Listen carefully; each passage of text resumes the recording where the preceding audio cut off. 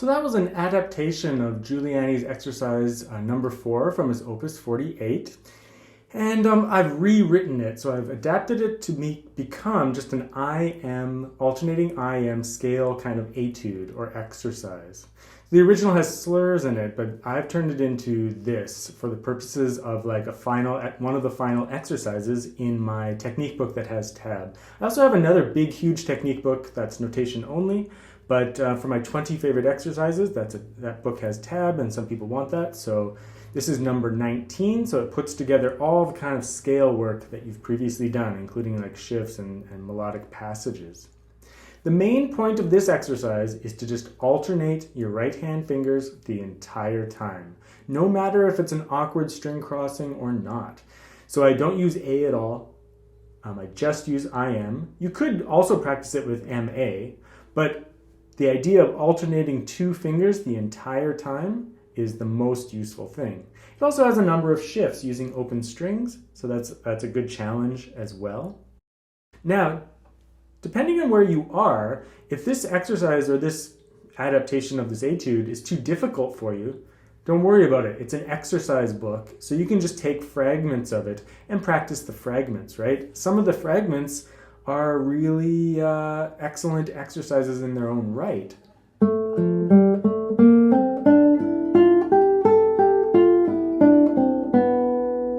That was just bar 4 to 5. And like just practicing that shift into an upper position is just so healthy for you. So if you find the whole piece too difficult, just do little segments of it. It's an exercise book. It's a technique book. Of course, if you're more at the intermediate level and later intermediate, then definitely try to complete that etude from the beginning to the end, trying to keep your legato line smooth the entire time, no exceptions, alternating your fingers the entire time, no exceptions. And you want to really try to get through from beginning to start with no hiccups, like I did in the video. Not that I did it perfectly, but with no big hiccups, right? And no nothing in the way technically, right? But if you're on the early intermediate side, if you've gone through all the other exercises in the book, this shouldn't be too difficult. But nevertheless, if you're more on the earlier side, then take fragments of it. Take the first page, take little sections of it and see if you can do that. So, and that's totally okay. You can always revisit the exercise later on. I don't have too much to say other than keep your legato line and alternate your fingers the whole time, but maybe I'll just go through it and just discuss a couple little things as we go.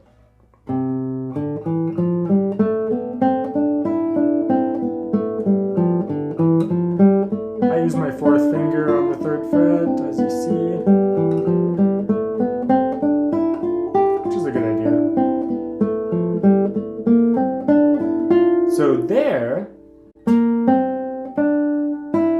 during the open string shift your hand up and get the F there. So open E to F, and then you can complete the passage. Make sure when you shift that your thumb stays with your finger. Your arm just moves the whole hand up. Many students lag their thumb behind by accident, so when you shift up, don't lag the thumb behind. Keep it in line with your finger. So that bar 4. Same thing on the way down, just make sure your thumb is in the correct position. This is all just scale passage, right? Nothing to talk about here, just keep alternating. Even on the low strings, make sure you might have to bring your forearm back a little bit to become comfortable playing on the bass strings. Because we end up on the M finger on this low note, we're going to end up with an awkward string crossing every time we reach down. That might not be ideal in repertoire, but in this exercise, just do it. Get comfortable with the awkward string crossing. That's when M has to reach down to the low string, whenever it jumps down to a low string. Instead of I being there, which is ergonomically comfortable, M has to reach down.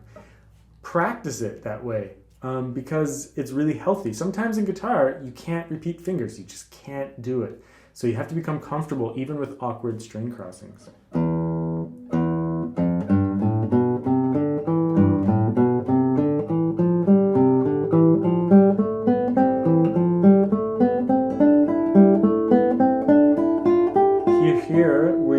shift on the open string again. Go to 4th position. Shift on the open string. 3rd finger. Play this chord with 2 and 4. C chord.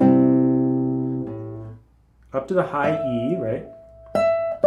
Slide your finger down. So, same thing. Shift on the open string, and you're home free. Kind of. You have to shift up again. It's the same shift. There's no secret to the end. You just have to go from here and jump down and get that bass note. There's no trick to it. It's just you have to really get ready for it and be prepared.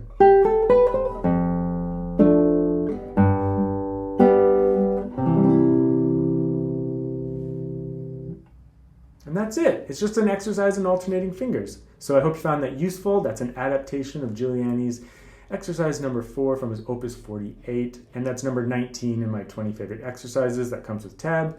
I have two technique books now, though. A big, huge one with notation only, and 20 favorite exercises, which has tablature, so it can be useful for beginners. It can be useful for crossover students. It's still pretty advanced, but it's useful for people that need the tab when they're starting out. So you can choose which of those books you might need.